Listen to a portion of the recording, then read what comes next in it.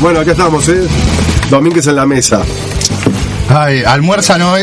Almuerzan no hoy. Cenan más que almuerzan. Le dije Gerardo Núñez del Partido Comunista, diputado, lo bauticé, le metí Gastón, que vuelve a estar con nosotros. La vez pasada estuvo por la agenda social, tema que vamos a seguir hablando y planteando aquí en La Gran Sancho, porque es uno de los ejes de este año que queremos plantear en el programa. El ciclo anterior estuvimos hablando de las empresas autogestionadas y le dimos palo. Lo que intentamos hacer es agarrar un tema y darle continuidad, porque a veces en los medios de comunicación pasa que las cosas son noticias y son tan efímeras como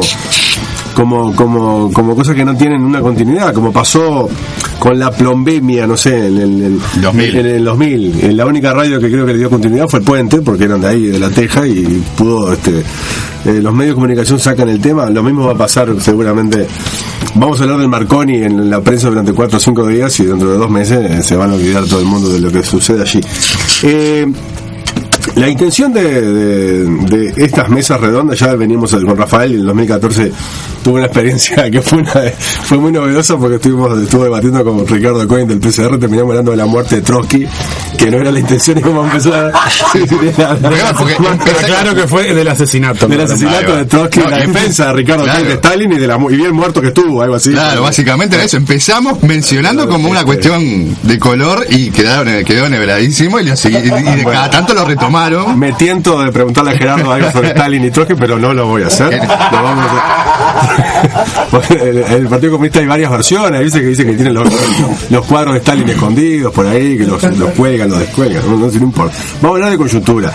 Y la idea es hacer un debate desde la izquierda, en función de que las tertulias que hay en los medios de comunicación, nosotros creemos humildemente que son tertulias liberales, amén de cuando hay participantes de la izquierda, son allí licuados prácticamente en una ideología liberal, que se pretende que el resumen que queda es ese, ¿no? El liberalismo es el que resuma, pasa la raya, y termina siendo debates de esa ideología. Nosotros que profesamos otra, y que entendemos por otra el socialismo en una amplia gama, pretendemos hacer debate desde la izquierda, tratando de tener con todos los actores que nos encontramos en la calle con ellos, no hacemos otra elección, no es una elección ni personal, ni son la gente que sabemos que está luchando en diferentes trincheras y que hace cosas que creemos nosotros que contribuye a esa ideología que este humilde medio de comunicación profesa.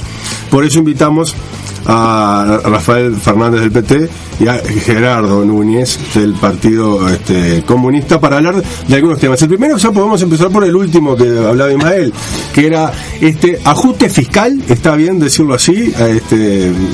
Rafael, empezamos. Sí, miren, nosotros cuando en la campaña del 2014 que estuvimos acá, yo hablé que iba a venir un ajustazo, sea cual sea quien gane, incluso mencioné, se está viniendo. Son las primeras manifestaciones, que ya tuvo otras, como lo que son las pautas salariales, como que fueron los tarifazos, como es la eliminación de vacantes en el Estado. Se elimina un 25% de todas las vacantes, ahora se anuncia que puede llegar a 1/3. Quiere decir que hay toda una política de achique del Estado, por un lado, y de descargar la crisis sobre las espaldas de los trabajadores. El tema en particular de esto, que es un fiscalazo, va en el mismo sentido, es decir, ante un proceso de bancarrota capitalista que es internacional, no es de Uruguay en particular, los distintos gobiernos vienen aplicando esta receta en todo el mundo. Es una receta que no abre ninguna salida, está comprobado que esto va a producir en todo caso mayor recesión, mayor caída de la recaudación fiscal, y también entra en un proceso de una calecita o de un círculo vicioso, y por lo tanto van a venir nuevos ajustes. Es decir, esto es un proceso que realmente el PIT-CNT debería estar convocando un paro general inmediatamente de 24 horas para ponerle freno a esto y no estar discutiendo desde qué franja se aplica o no se aplica, porque los trabajadores siempre estuvimos en contra del impuesto a los salarios. No es que éramos partidarios de otro impuesto a los salarios. De hecho, hasta la década del 80 en la dictadura militar no había impuesto a los salarios. La dictadura puso el impuesto del 1 y el 2%, que supuestamente era para el Fondo Nacional de Vivienda, y que nunca se vio una vivienda desde esa guita. Y ahora estamos convencidos todos y discutiendo porcentajes de que se trata de un tema de justicia tributaria. Y es realmente una cosa escandalosa como el 50% del presupuesto público se paga con IVA, es decir, o otros impuestos indirectos, y quiere decir que se descarga sobre la misma población trabajadora fundamentalmente, y el resto El segundo impuesto más importante es el IRPF, el impuesto a los sueldos. Quiere decir que las patronales, que aparte han tenido una rebaja del aporte a la seguridad social, que históricamente estaba en el 15%, el aporte patronal, y hoy está en el 7%. Quiere decir que lo ha llevado a la mitad. Entonces hasta la seguridad social la financiamos los trabajadores. Está el conjunto del presupuesto del Estado, que en su gran mayoría es en beneficio de los capitalistas, financiado por los trabajadores. Entonces esto es un proceso que se va a profundizar y que viene de la mano con todo otro proceso de tercerización, de precarización laboral, porque hay muchas tareas en el Estado que se están trasladando cada vez más a manos privadas. Bueno, yo en la banca, que es donde yo milito, ¿no?, en AEBU, tenemos una situación de eliminación de vacantes alevosa y pasaje de tareas a sectores con salarios muy bajos. Es decir, por ejemplo, los que trabajan en un hábitat, en un red de pagos, donde hacen tareas bancarias, por supuesto no aportan a caja bancaria y por supuesto tienen un salario que no es el de un bancario. Quiere decir que hay un proceso de ajuste que viene, y esto lo lleva adelante sobre todo el Banco de la República, sobre todo. Es decir, va avanzado este proceso y son los principales impulsores. Entonces hay una política de ajuste que estaría bueno después, cuando hablemos del contexto internacional, analizarlo más de conjunto, porque el macrismo en Argentina no dice, bueno, el ajuste, sí, lo iba a hacer Scioli también. Es decir, también en Brasil, Temer, los golpistas, etcétera, pero Dilma Rousseff arrancó con un ajuste y nombrando a José Levi del ministro de Economía, a una latifundista ministra de Agricultura. Es decir, que el ajuste lo empezaba ella el año pasado. Entonces estamos ante un proceso donde los gobiernos quieren descargar este ajustazo sobre la clase trabajadora a nivel internacional. En resumen, a ustedes no les sorprende lo que está sucediendo, lo tenían como analizado. Vamos a la primera intervención de Gerardo en función de cómo caracteriza este proceso que se está dando. Nosotros pensamos que es efectivamente un ajuste fiscal. Lo que sí tenemos que caracterizar los ajustes fiscales. Nosotros pensamos que es necesario un ajuste fiscal. El problema es de dónde se generan los mayores recursos para aportar a ese ajuste fiscal. O sea, que hay una situación de la economía delicada, es cierto. Uruguay tiene algunas dificultades económicas, sobre todo asociado a la crisis mundial, a lo que pasa en los principales compradores de Uruguay, o sea, tanto China como los dos países más dinámicos del Mercosur. Hay una caída de las materias primas muy importante, eso es real. Ahora, el ajuste, para nosotros hay que conceptualizarlo en este sentido. Debería, por un lado, poder gravar mucho más la renta y el capital y mucho menos los salarios. O sea, es lo que nosotros estamos proponiendo. No quisiéramos hacer solo una discusión sobre la franja del IRPF, porque lo de las franjas, creo que ahí no está colocado el principal elemento de preocupación para nosotros, que tiene que ver con las deducciones, sobre todo, ¿no? Que las deducciones que hoy se han implementado, que se van a estar topeando al 8%, puede haber casos que trabajadores que hoy no pagan IRPF fruto de ese topeo de deducciones, estén pagando IRPF. Solamente el Montepío es un 15%. Si tuviera hijos y estamos topeando al 8%, estamos diciendo que puede haber ahí un escenario de preocupación importante para nosotros, o incluso que gente pague más IRPF de lo que pagaba, más allá del porcentaje de ajuste que se propone. O sea, creo que tiene que verse analizado con las dos, porque si no es como hacernos trampa al solitario. Entonces, este es un aspecto que a nosotros nos parece importante por discutir, y discutirlo, si bien no es parte de las medidas, pero tiene que ver con la macroeconomía, tiene que ver con el desarrollo del Uruguay, lo que son las pautas salariales. O sea, una cosa es este planteo, esta propuesta, con las pautas salariales actuales, donde ya tenemos salarios que están perdiendo poder adquisitivo, o sea, hoy ya están detrás de los procesos inflacionarios, a mejorar las pautas salariales. Nosotros pensamos que acá, si nosotros tocamos fundamentalmente el cambio de la política salarial, o sea, las pautas, donde al menos se logre se logre avanzar en un porcentaje mucho más cercano a la inflación y al mismo tiempo más cercano en el tiempo, o sea, no puede ser a los 24 meses, sino que tiene que ser mucho más cercano en el tiempo, porque ahí es cuando se pierde el poder adquisitivo, tendría que gravarse mucho más el capital. Nosotros estamos convencidos de eso. Hay formas. Ahí tenemos el IRAE, que se le ha metido mano en esta propuesta, es cierto, pero no todo lo que se podría. Y con esto nadie está queriendo correr a los capitales y nadie está queriendo correr a las inversiones. Pero es hora de que en el Uruguay, bueno, sectores dinámicos, no nos estamos refiriendo, por lo menos en nuestro caso, a todos los emprendimientos productivos, nos estamos refiriendo a aquellos sectores que hoy más engrosan sus arcas, bueno, aporten al 30% como aportaban antes. Antes del 2003, 2004, aportaban el 30%.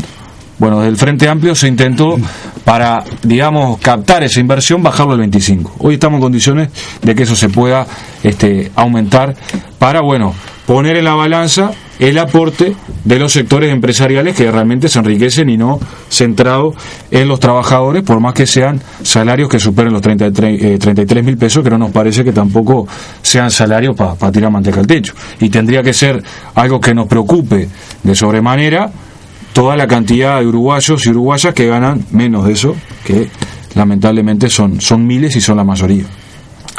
Bien, la idea ahora es hacer sobre este tema algunas preguntas. No sé si quién quiere empezar de los compañeros. Ismael está con ganas. Sí. Hacer vos hablabas del Gerardo Núñez hablaba de que es necesario un ajuste, y también hablabas del tema de cómo grabar a partir de tocar justamente los montos del IRAE, que es el impuesto a la ganancia, de cómo empezar a trabajar en ese sentido.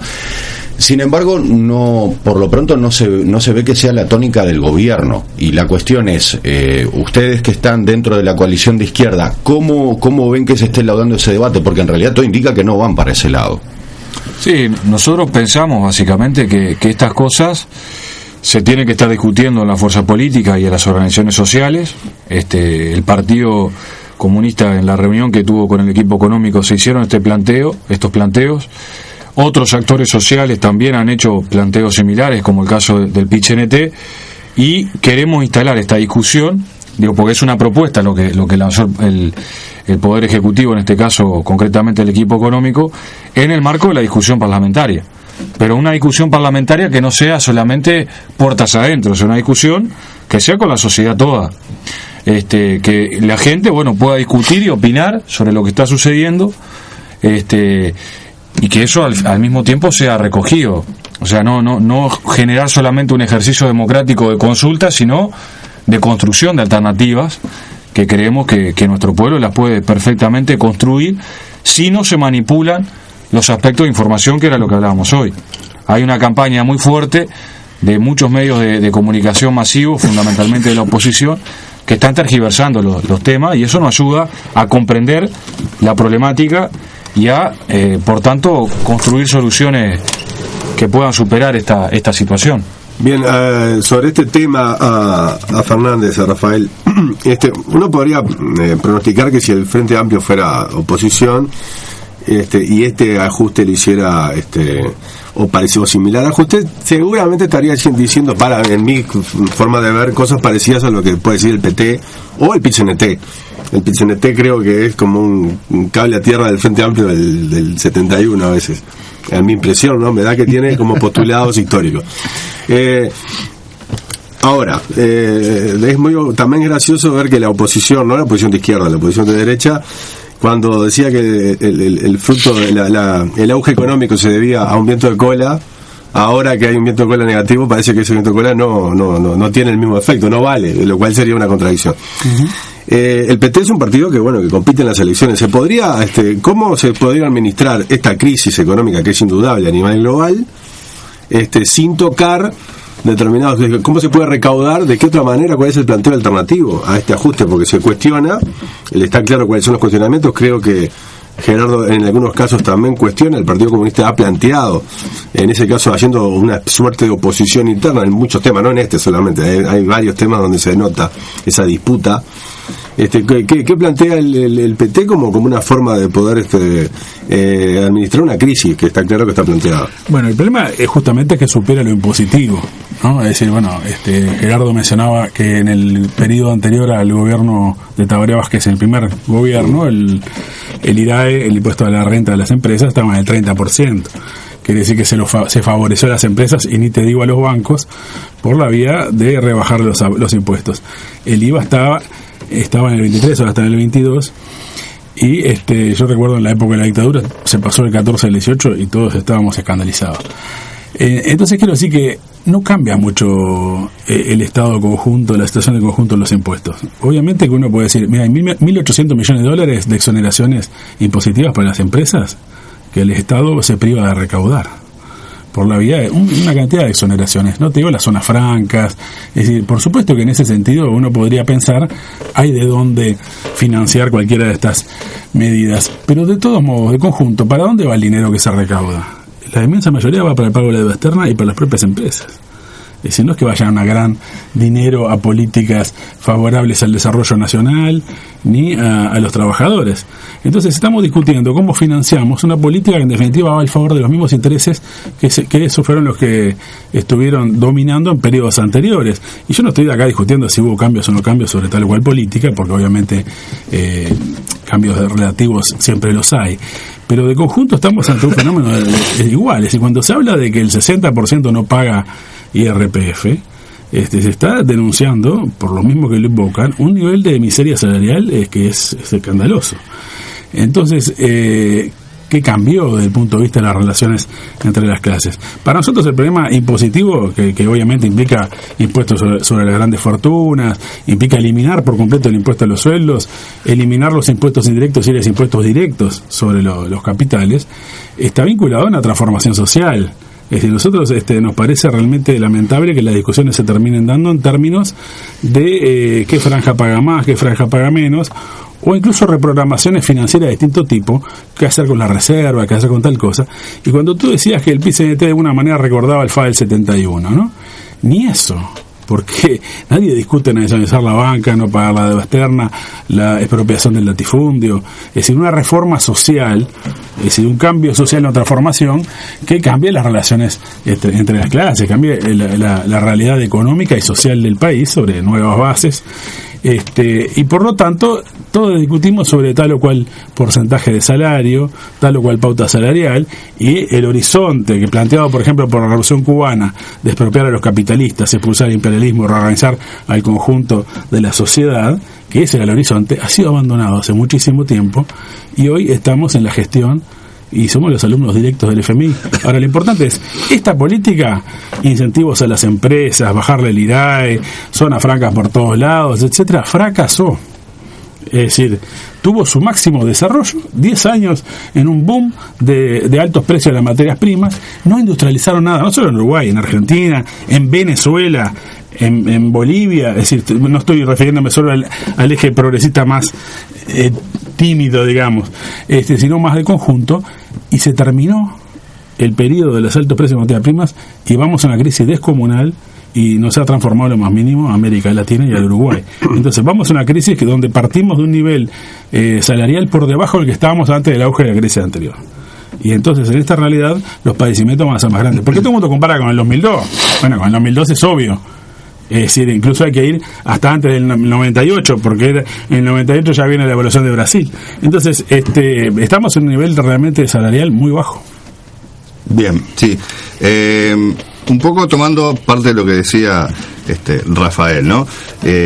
Porque, como decíamos hoy, toda esta semana se habló, todos nos volvimos economistas de última hora, digamos, y empezamos a pensar en porcentajes, a sacar cuentas y demás. Yo fracasé. Sí, yo directamente ni lo intenté, lo cual es mejor que pude haber hecho porque soy pésimo para las matemáticas. Pero como decía, nos quedamos muchas veces en la cotidianidad de lo que se está hablando, de si son 33, si son 25, si es un 2% más, menos, a cuánto equivale y demás. Y me parece que no caemos en pensar o en tratar de avisorar hacia futuro qué es lo que puede venir, qué es lo que nos puede deparar, o qué consecuencias puede tener esto, si es que las va a tener, obviamente. Entonces me parece más interesante preguntar eso, ¿cuál es la perspectiva de ambos? Vos, en el caso de Rafael, un poco ya planteaste eso ahora, en el caso de Núñez, saber un poco eso, bueno, ¿cuál es la perspectiva que ves que tiene este ajuste? ¿Qué es lo que puede generar si se mantiene? ¿Qué consecuencias puede tener? Sí, nosotros pensamos que, como te decía, hay que cambiar varios aspectos que son conceptuales, no tiene que ver con un peso más o un peso menos. Creo que hay un aspecto importante de la reforma que tampoco fue muy discutida, que tiene que ver con la reforma de la caja militar, ¿no? Que eso es una cosa, me parece, muy fuerte, muy pesada en términos conceptuales. Que la bancamos todos, ¿no? Que la bancamos todos, son $400 millones por año.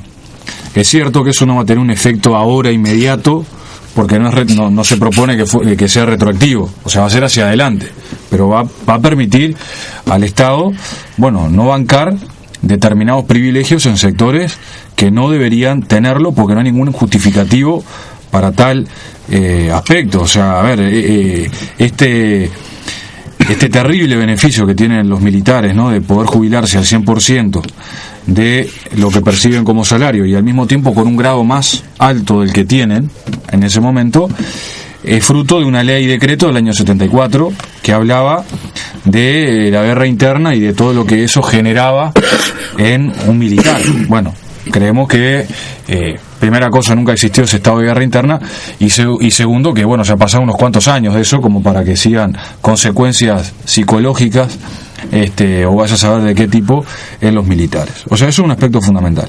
Ahora, en lo estratégico, nuestro partido ha venido planteando siempre la necesidad, esto no es de ahora, pero sobre todo en el 2008 lo hemos planteado con mucha fuerza, la necesidad del cambio de la matriz productiva, de la diversificación de la matriz productiva.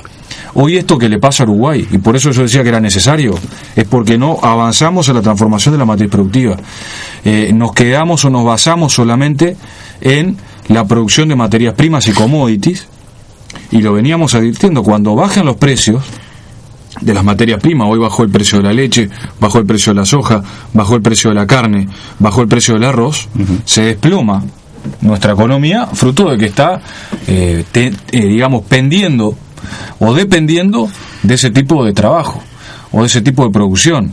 Entonces, pensamos que hay que generar industrias de valor, o sea, cadenas de valor que nos permitan, desarrollar independencia, soberanía, en muchos ejemplos. A ver, capaz que estamos hablando o nos imaginamos, la industria clásica metalúrgica, pero por ejemplo, en lo que tiene que ver con la industria del medicamento, que es un aspecto de soberanía, que es un aspecto de necesidad de vida, que hay un lucro enorme de muchos laboratorios y la mayoría de ellas son internacionales, ahí también está colocado un componente de cambio de la matriz productiva con soberanía, con independencia. Hay muchos ejemplos que nosotros podíamos estar mencionando y dibujando en el horizonte. O sea, la necesidad de avanzar en un modelo que no primarice la economía como hoy está. O sea, se ha avanzado en la diversificación, sí, han habido pequeñas muestras, pequeños destellos, por decirlo de alguna forma,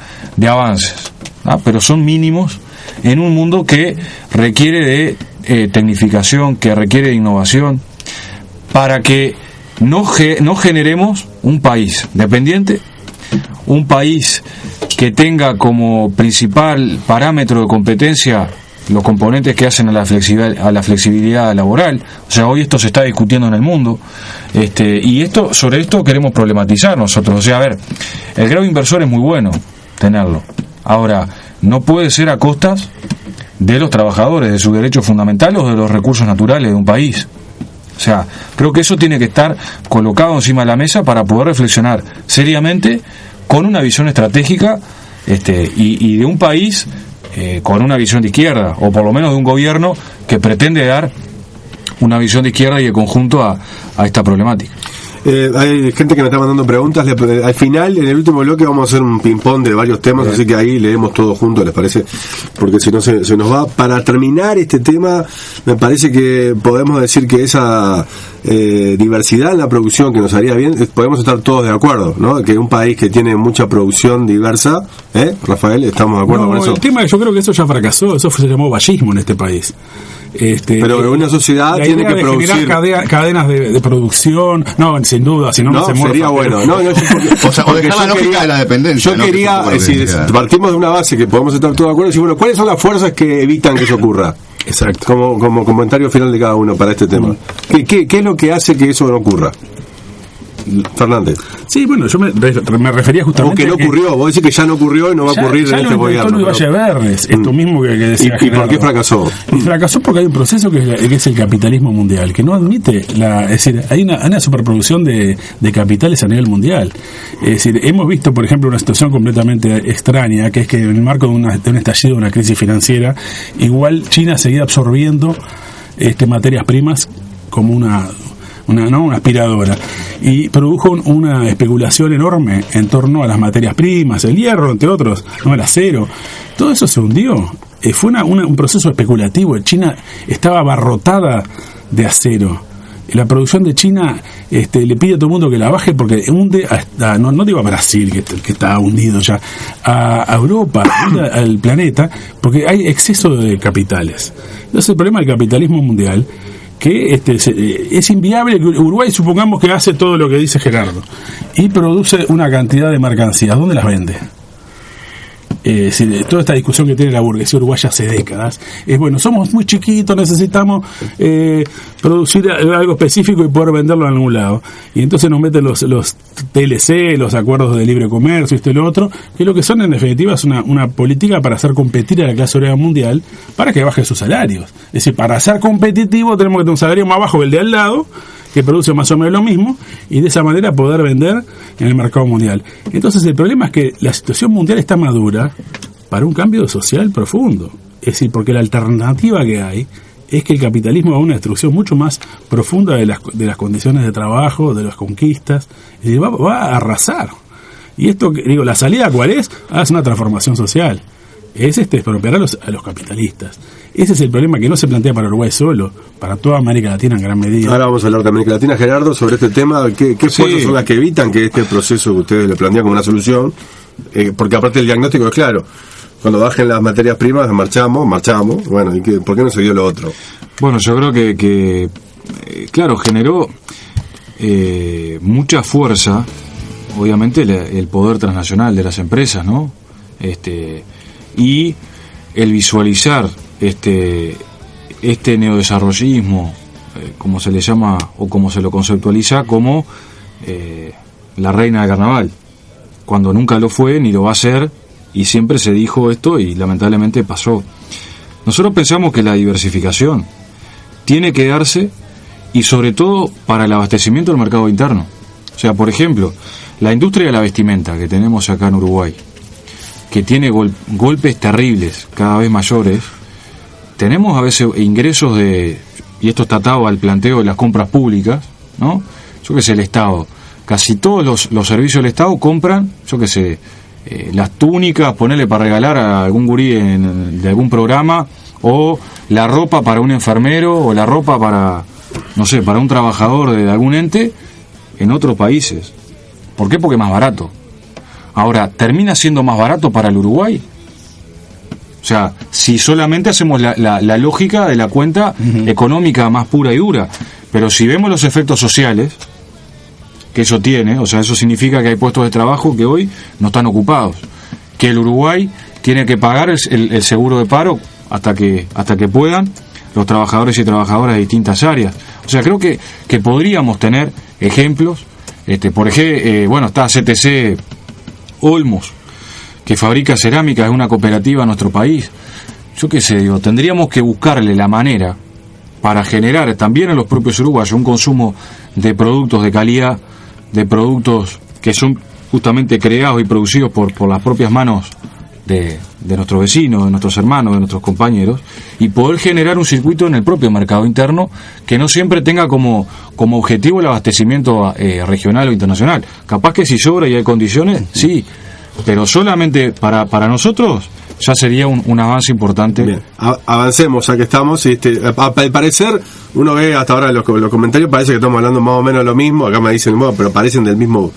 Y lo que está caracterizado es que mientras algunos, creo que Fernández está hablando de que esto es imposible hacerlo en el marco del capitalismo, y Gerardo lo está entendiendo que es posible hacerlo en este sistema, o hacer atajos para que eso ocurra. Parece que ese ha sido el eje central de este debate. Vamos a pasar al tema regional.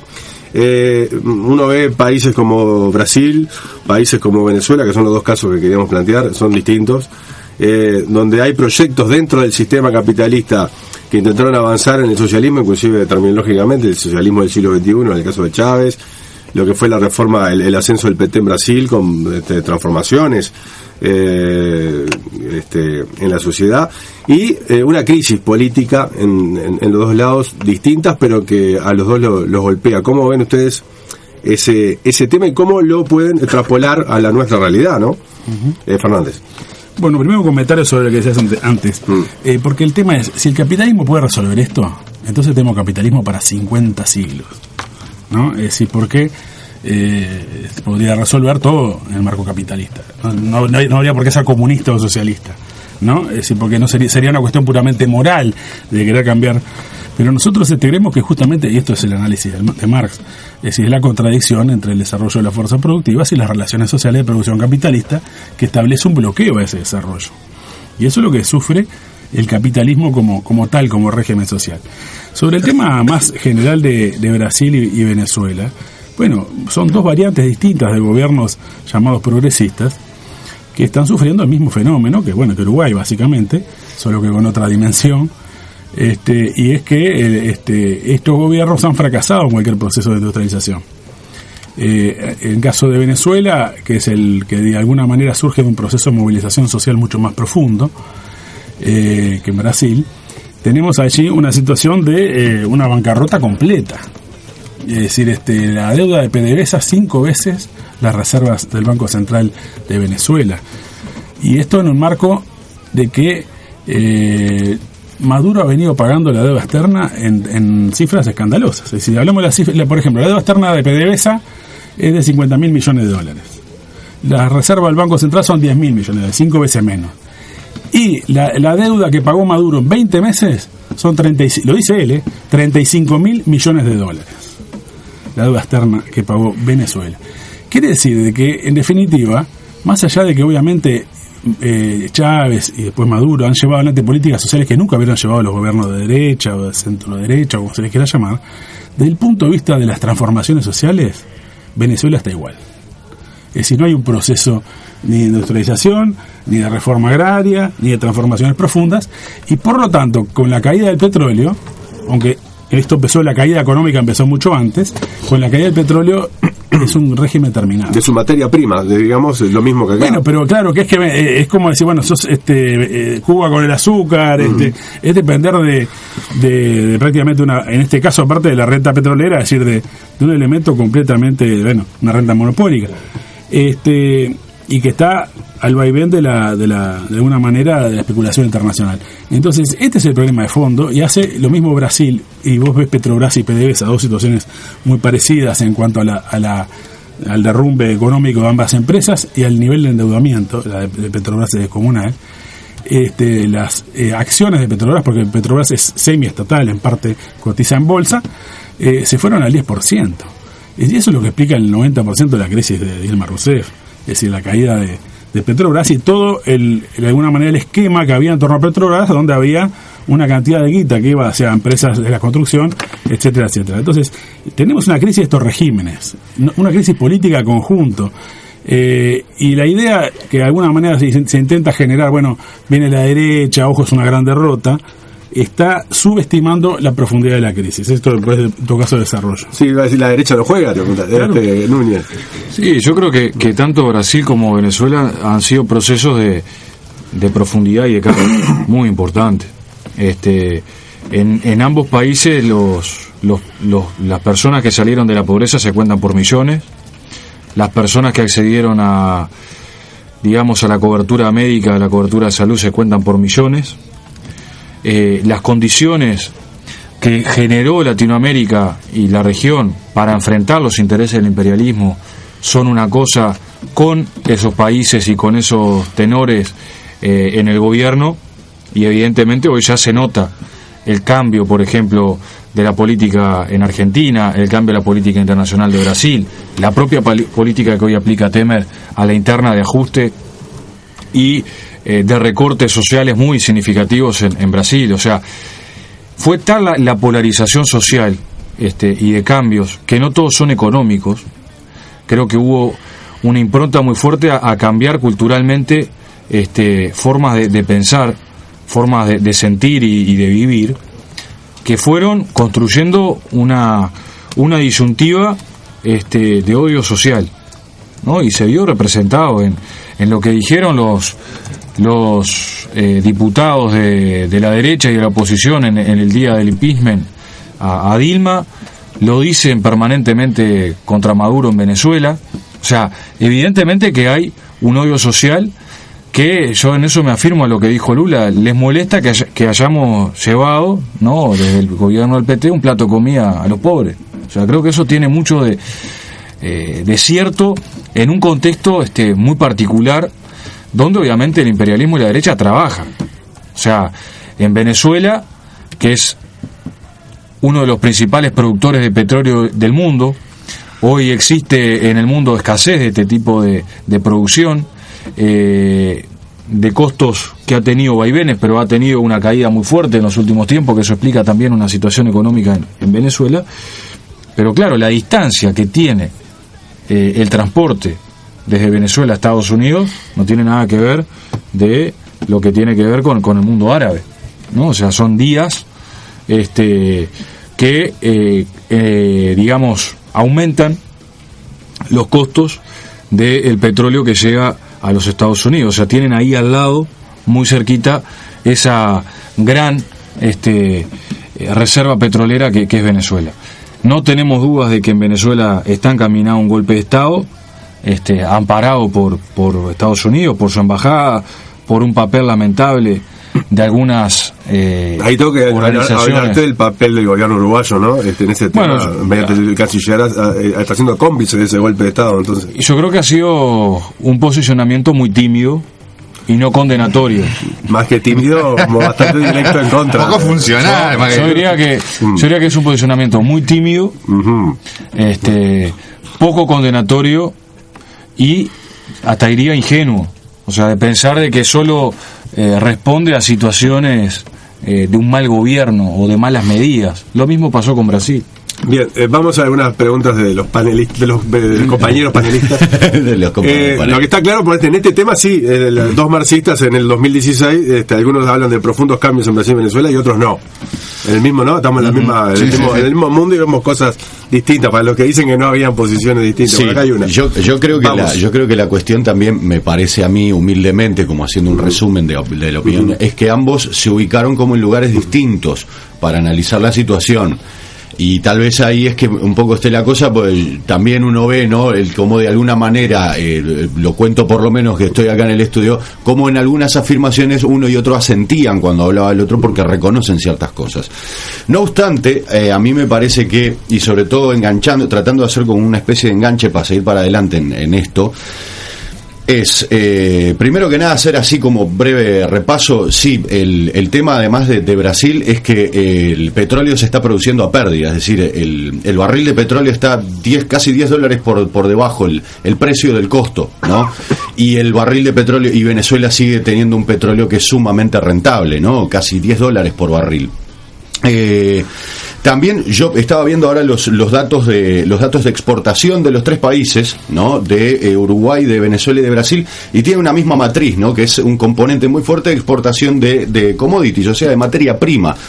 Asusta además en el caso de Venezuela que el 72% es producción de petróleo, es exportación de petróleo. 72%, tienen la economía hipotecada en eso. Bien, la pregunta, Ismael. La pregunta concreta es bien. Me están haciendo trampa.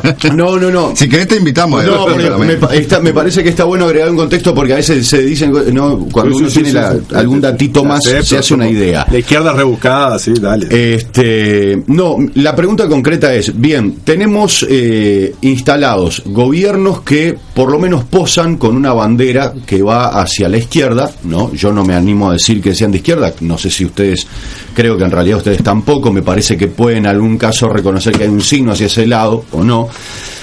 La cuestión es, tenemos por un lado, digamos, como que la matriz va hacia la derecha, ¿no? O sea, a nivel, en las acciones, en lo económico y todo lo demás, la matriz va hacia la derecha, y sin embargo empezamos a ver como que hay intenciones de la gente de mirar hacia la izquierda, que me parece que a la postre es lo que hay que rescatar, ¿no?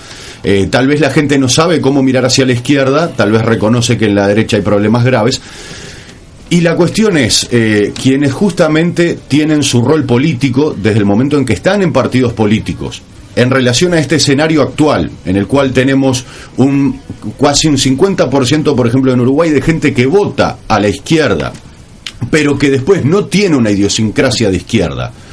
¿Cómo se camina hacia adelante en un proceso hacia la izquierda? Pero ¿cómo se camina no desde el punto de estrategia política, sino de estrategia política, pero acciones concretas a proponer? Estoy de acuerdo contigo, Rafael, sin lugar a dudas, hay que tener una expropiación total de las empresas privadas. El asunto es quién le pone el cascabel al gato y cómo. No sé, que arranque el primero que le guste. Tienen 10 segundos cada uno. Núñez, vamos a empezar al revés, con una respuesta simple. Bueno, yo creo que sí, que tanto Brasil como Venezuela como Uruguay son gobiernos de izquierda, por los cambios que han producido en estos años, con debes, obviamente, muy, muy importantes. No creo que haya una corrida hacia la derecha, creo que hay cosas que no se hicieron y hoy se están pagando los costos de eso. O sea, la situación de Venezuela es muy similar en términos comparativos a lo que vos planteabas recién de la producción. O sea, Venezuela no diversificó tampoco su matriz productiva, depende casi que exclusivamente de la producción del petróleo, y eso tiene costos altísimos, o sea, pero económicos y sociales. Porque una cosa es hacer un presupuesto con un barril como estaba a $120 y otra cosa es al valor que hoy tiene, o sea que está bastante por debajo de eso, y por tanto genera enormes dificultades. Yo creo que acá el gran desafío tiene que ver con la participación. No hay ninguna medida de izquierda de fondo que cuestione seriamente la propiedad, que cuestione seriamente aspectos vinculados a, digamos, el espinazo del sistema, que no se haga sin participación y sin lucha. O sea, porque tiene que ser algo apropiado por la gente, por la ofensiva y por la respuesta que eso va a tener. O sea, no es que uno mañana, no sé, expropia una casita y ya está. O sea, a ver, en Bolivia, cuando se nacionalizaron los hidrocarburos, tenía la embajada de Estados Unidos preparándole un golpe de Estado en Bolivia. O sea, de eso estamos hablando. Sí. O sea, de que para las medidas hay que construir fuerza social que logre enfrentar la ofensiva de la reacción. O sea, porque cada cambio de eso... frente social, dice el PT, hay que hacer. Sí, nosotros hablamos hablamos de movimientos sociales. O sea, puede ser un frente social, digo, no es el tema de la terminología, o sea, sino la conceptualización. O sea, un movimiento social y popular poderoso que logre enfrentar en la calle, pero sobre todo en la batalla cultural. O sea, porque ahí hay un plano que se juega mucho y que no siempre le damos importancia a lo que eso termina haciendo. O sea, sin apropiación cultural, que vos lo planteabas recién, un poco sobre la idiosincrasia. Bueno, si no cambiamos nosotros un poquito cada uno, es muy difícil que se puedan generar esos cambios, esa transformación. Fernández, vamos a empezar a reducir el tiempo porque se nos va claro, la vida. No, yo creo que el problema es visualizar las perspectivas para tener esa respuesta, ¿no? Es decir, yo mencionaba al final de la otra intervención que se sobredimensiona lo que sería una derrota por el hecho de que ganó Macri en vez de Scioli, por ejemplo, que Scioli es un elemento más bien de derecha además, o ahora con lo de Brasil. Lo de Brasil ni siquiera terminó, porque ahora está Temer en la picota, Cunha ya cayó, y ahí el Calheiros, el presidente del Senado, está en la lona también, está acusado. Es decir, que seguramente no sea el último golpe el que tiró a Dilma, porque para nosotros también es un golpe y lo vamos a enfrentar, ¿no? Uh-huh. Sino que estamos ante un proceso de bancarrota capitalista que va a producir una gran crisis de estos regímenes. La sigue produciendo, no se resolvió. En relación a lo del gobierno uruguayo, es muy consecuente con que ya con Lugo el astorismo había dicho que no había golpe. Tabaré Vázquez, Astori y Nino Boa casi que festejaron el triunfo de Macri en Argentina. Dicen que él les abre un espacio mucho mejor para negociar con otras partes del mundo. Entonces lo digo al pasar porque no es un tema de ingenuidad. Sí, no, es un tema que hay una clara tampoco lo orientación. festejaron, ¿no? No sé bueno, tanto. más o menos. Dijeron que habría un escenario mejor para Uruguay. Sí. Yo no sé cómo se lee Que eso. fue a reunirse con Scioli antes de la elección. Después perdió. Sí, y bueno, marchó. está. Yo creo que hasta Obama estaba con Scioli, pero esa es mi visión. Igual fue al revés, fue Scioli que vino acá. Scioli. No lo estás ayudando en realidad. Tendría que demostrarlo y no va a dar el tiempo. Pero a lo que voy es que claramente cuando Nino Boa dice que siga el impeachment en Brasil, cuando Nino Boa se coloca en la posición que se coloca en Venezuela, está planteando un alineamiento internacional de Uruguay muy fuerte. No es un tema de que bueno, se tropezó con tal o cual piedra, se tropezó con todas las piedras para el mismo lado, ninguna para el otro lado. Entonces hay una orientación de alineamiento internacional. Lo que voy es que estamos sobredimensionando lo que sería una supuesta derrota, porque estos regímenes de derecha, de lo Macri y todo demás, no se pueden estabilizar de ninguna manera. Es decir, tienen que llevar adelante la política del ajuste y va a provocar un estallido social. Entonces, y esto lo mismo es en Venezuela, ojo, lo puede provocar Maduro, lo puede provocar la derecha, pero esto va a una crisis descomunal. En el caso de Venezuela, por ejemplo, está la amenaza de golpe por un lado, pero por ahora no parece la más viable, porque el ejército no responde responde más bien al gobierno, de todo Cabello, pero también está la posibilidad del autogolpe, es decir, que disuelvan el Parlamento, cosa que no parece muy viable tampoco. Pero de hecho están tomando una serie de medidas, porque, a ver, Chávez ganaba todas las elecciones. La única vez que no ganó una, que fue en 2008, que fue una reforma constitucional que se planteó, Chávez dijo, respeto, y perdió por poquito, respeto total al dictamen popular. Estamos ante una situación que es un cambio de régimen en Venezuela. Porque antes Chávez está basado, es un régimen para nosotros bonapartista, es decir, unipersonal, de poder unipersonal, donde había una ligación muy fuerte con los sectores más plebeyos, más empobrecidos de la población, y ganaba todas las elecciones, y ahora pasamos a un régimen que no tiene ese respaldo popular en las elecciones. O sea, que de un bonapartismo, llamémosle plebiscitario, etcétera, ganaba siempre, como Perón ganaba siempre cuando había elecciones, en una época, bueno, vamos a una situación que no es esa. Entonces, tanto con Maduro como si viniera un avance de Capriles o de la derecha, de quien sea, vamos a un cambio de régimen político muy fuerte. Y eso en un contexto de crisis descomunal en Venezuela. Entonces, la respuesta para Ismael, que obviamente es una pregunta muy compleja, es: ninguna revolución se hizo con un pueblo revolucionario. Es decir, el pueblo ruso era revolucionario en 1917, el pueblo cubano era revolucionario en 1959, o las condiciones sociales impusieron, y bueno, un proceso revolucionario en el cual hubo quienes fueron capaces de canalizar eso. Y no tanto que hubiera una conciencia revolucionaria en un sentido más general, tal vez hoy sean más progresistas en términos culturales, etcétera, los uruguayos de este año, que seguramente que los rusos que eran religiosos, atrasados, no tenían capacidad ni de leer, la mayoría eran analfabetos. Entonces, no es me parece el fenómeno cultural el que explica las revoluciones, sino al revés, las revoluciones las que explican la posibilidad de un salto cultural. Perdón, me tengo que meter porque... No tenemos tiempo. Al final. Vamos a ver, dale. Bien, un poco porque me interesó la línea por la que arrancó Ismael también, y tomando lo que decía Rafael recién, ¿no? En esta especie de socialismo siglo XXI, como lo denominó Nicolás hoy, Chávez lo denominó. bueno, Chávez en realidad, y vos citabas a Chávez. Lo cito. La sensación que da a nivel de toda Latinoamérica es un poco esa, ¿no? Hubo una especie de auge que arrancó con Venezuela, de este socialismo al estilo siglo XXI, donde evidentemente me parece, la sensación que me da es que fue, como dijo en su momento Mujica, una especie de capitalismo bueno, o de humanizar el capitalismo, que la sensación en lo personal que da es que tendió más hacia ese lado.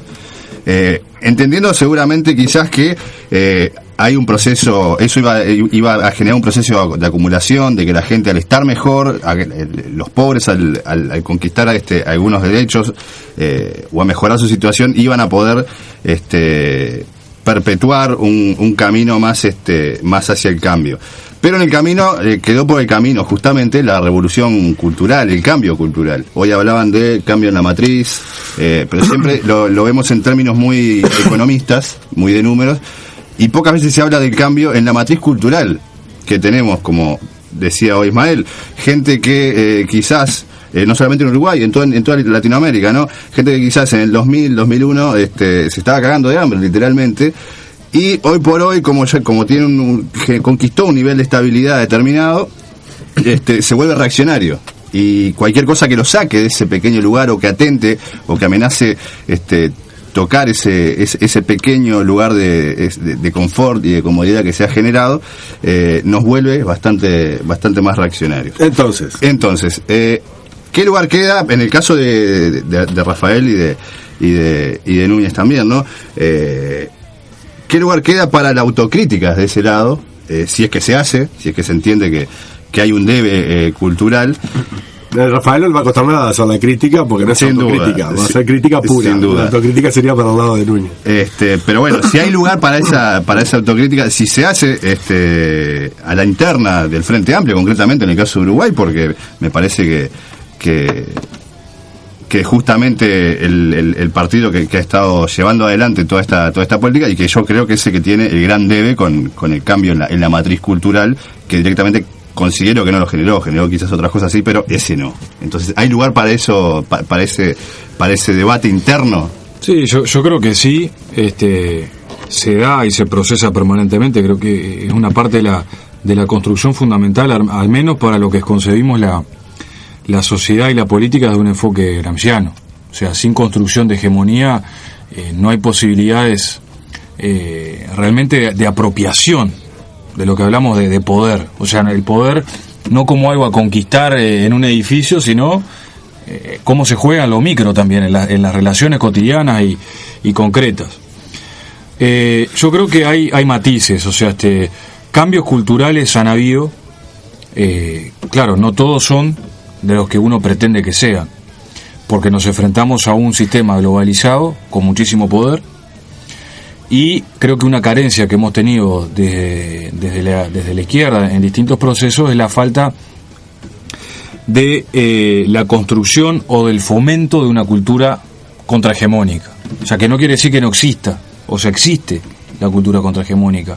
Existen artistas que son contrahegemónicos, existen artistas que no son o no se venden. Existió desde siempre, ¿no? Claro. Y el tema es que no se fomenta. Y es marginal como lo fue siempre. O sea, claro, no tiene un fomento para desarrollar eso, en la medida que hoy se necesita para enfrentar lo otro. Mirá esta radio, por ejemplo, estamos a la designa del señor. Exacto, o sea, tenés esas dificultades con los medios de comunicación, con la cultura y sus distintas manifestaciones.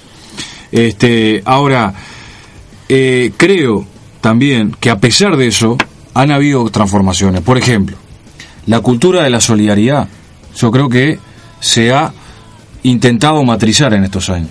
Yo qué sé, lo que pasó, por ejemplo, con el caso de Dolores, ¿no? En donde, frente al planteo de los grandes medios de comunicación que te decían, sos solidario si me traes una frazadita acá y después te vas para tu casa y te olvidas, el llamado del PCNT, organizaciones sociales muy potentes en el Uruguay, a ir al lugar de los hechos, a generar, y para mí eso es de una fortaleza muy grande, o sea, el rescatar conceptos que fueron barridos. Igual no es nuevo, creo, ese concepto. No, que se dé ese tipo de realidad a nivel histórico, por lo menos. Que se encausa. Claro, pero yo lo que digo es que están en contradicción. O sea, creo que no es que ni no se haga o estemos totalmente cooptados por la cultura global. Y con esto termino. Sí. Otro de los ejemplos que a mí me parece fundamental, la marcha del silencio. O sea, cada año hay más gente. O sea, creo que ahí hay un trabajo contra la cultura de la impunidad. O sea, y esos valores, esas formas de creer y de entender una situación, de entender la vida, es eso, de entender lo que es la verdad y la justicia, es un cambio enorme y fundamental que no lo forjó ningún partido en particular o ningún ámbito del Estado en particular. Es algo que se forjó desde abajo. Y creo que eso es cuando tiene mucho más valor. Fernández, última intervención. Tal vez tocar el tema de la matriz cultural podría ser algo importante. No, brevemente, porque me gustaría también decir alguna otra cosa. Creo que... Última intervención de este tema, después al final hacemos una redondilla. Bueno, entonces, de este tema en particular, no, yo creo que desde el punto de vista popular yo no soy tan pesimista como planteaban en la pregunta.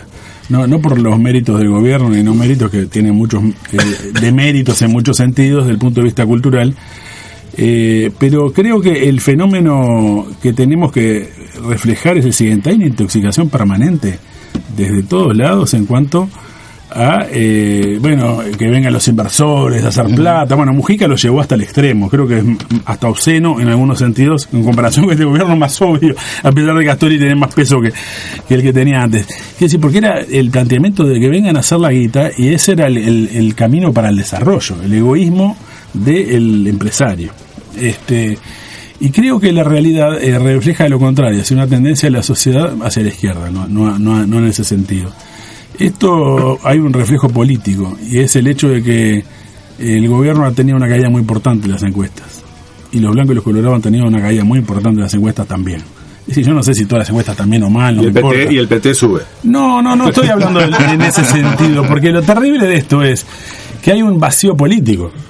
Porque si no, cuando cae el Frente Amplio debería capitalizar la calle Pou, la Raneaga, etcétera. Es decir, se supone que son para la gran opinión pública, la oposición, aunque votan muchas cosas junto con el gobierno. Pero no es así. Entonces quiere decir que hay una tendencia de la gente que dice se calienta con el Frente Amplio, con el gobierno, pero no busca hacia la derecha.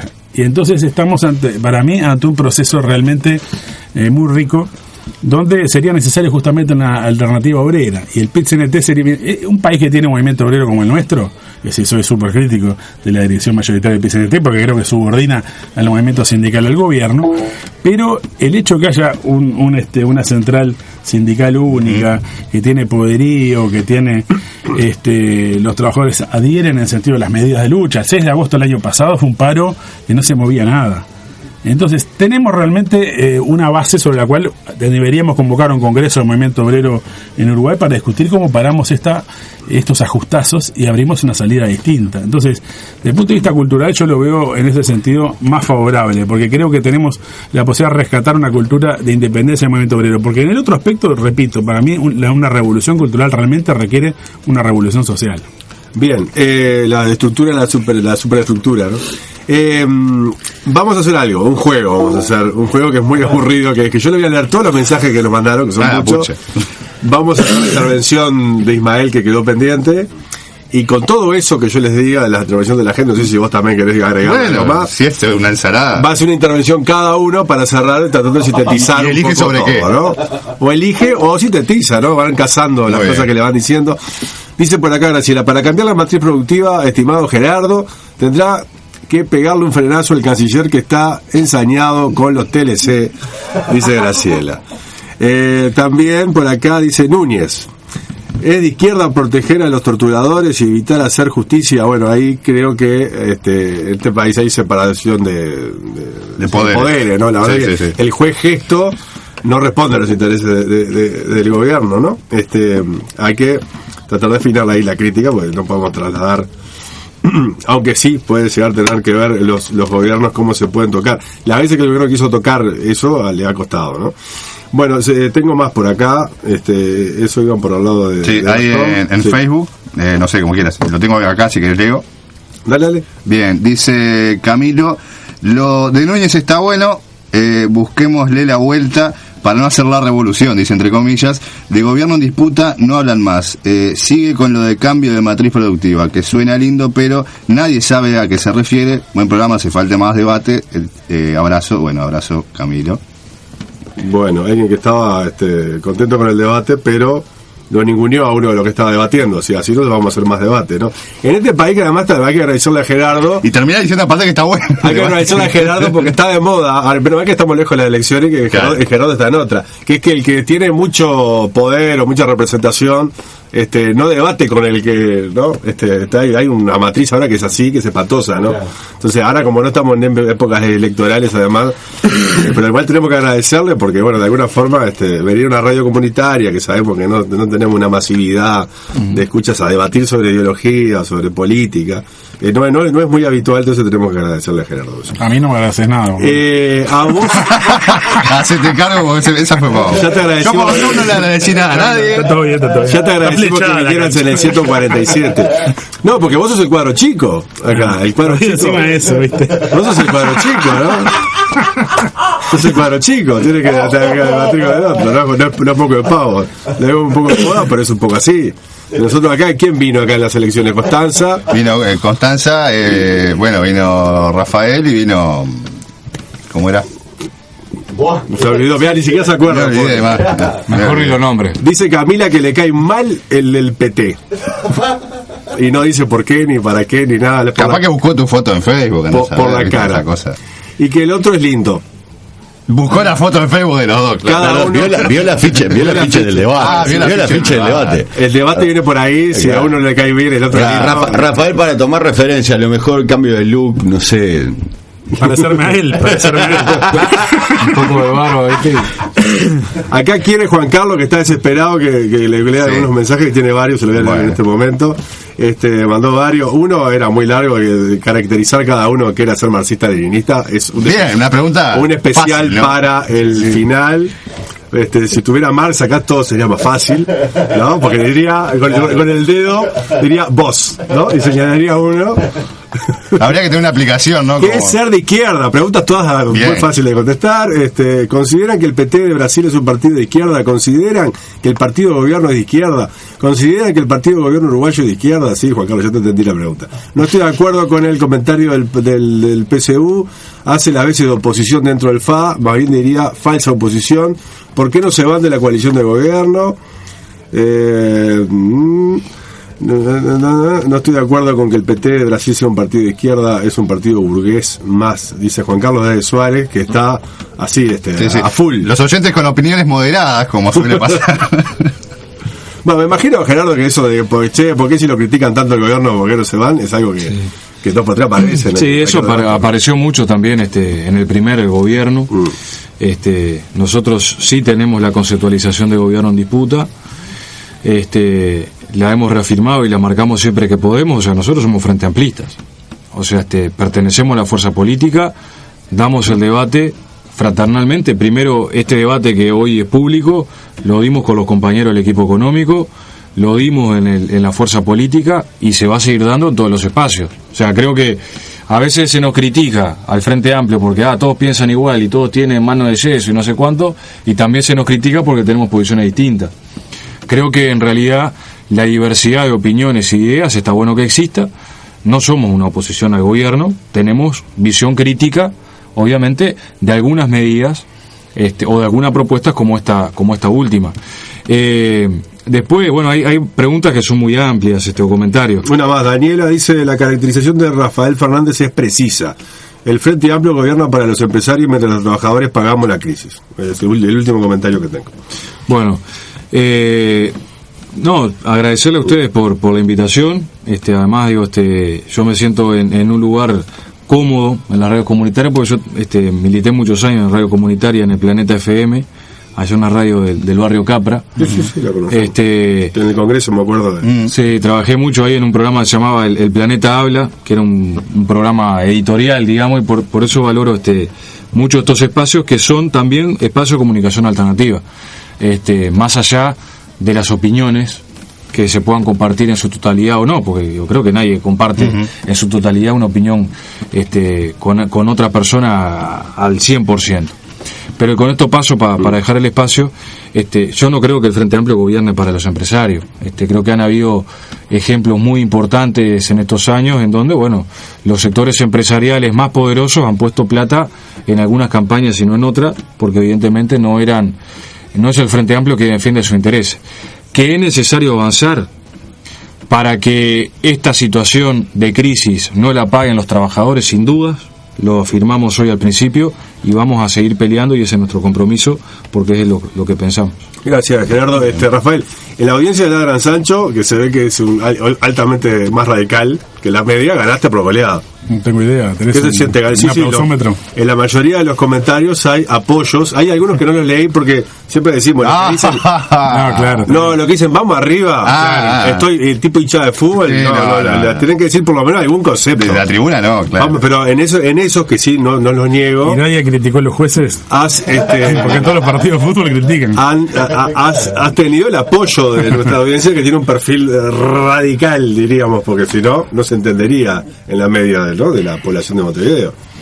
Sí, bueno, Rafael, o último. tal vez refleje un cambio político también. No, porque fue realmente, es decir, yo creo que hubo hechos como el año pasado, la declaración. Está enojada la gente también con esto del Exacto, pero no es de ahora. La declaración de esencialidad por parte de Tabaré Vázquez contra la enseñanza produjo una movilización de 50.000, 60.000 personas, que sería grande en cualquier lugar del mundo, y en un país como el nuestro es mucho más grande.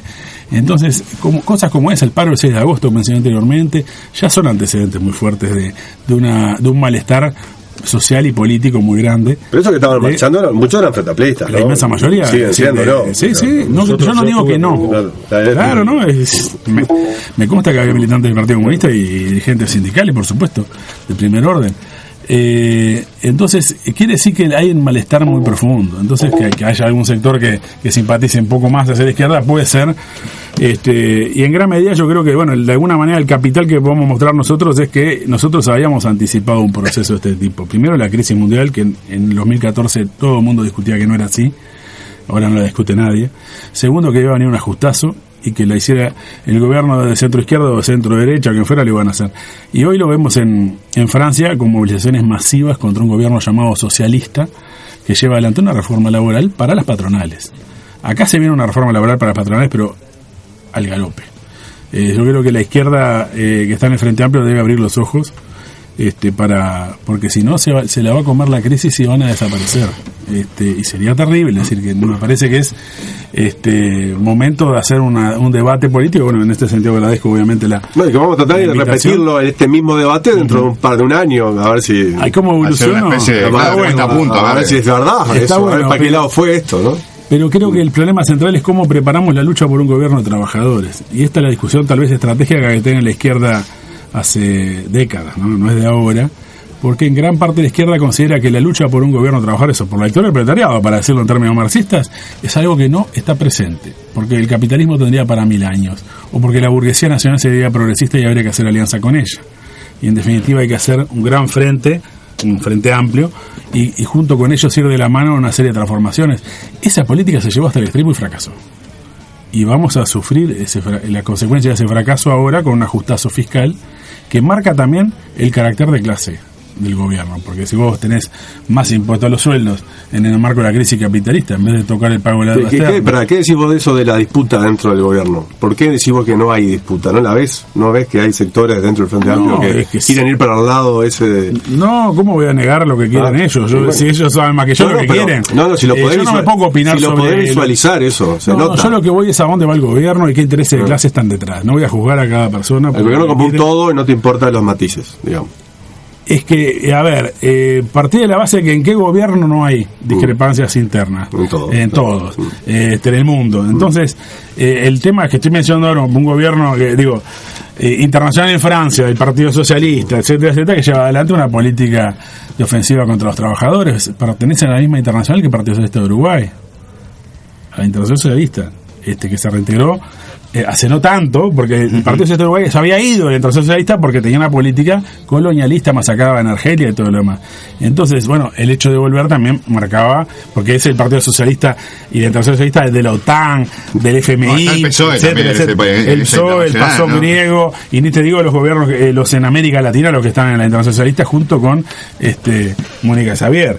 Entonces, bueno, Tabaré Vázquez, que era socialista y se fue por derecha, pero este es un tema para otro tema. Quiero decir, para mí el tema es estratégico, discutir cómo luchamos por un gobierno de trabajo. Bien, muchas gracias a los dos por brindarnos su tiempo, a los dos en serio, y por meter cabeza, y meter pienso en esto, que de última es muy importante para nosotros. Venirse hasta Peñarol, sí, sobre todo a una 147. Lo valoramos muchísimo. Vamos a hacer pausa porque hay gente esperando afuera que quiere entrar al boliche.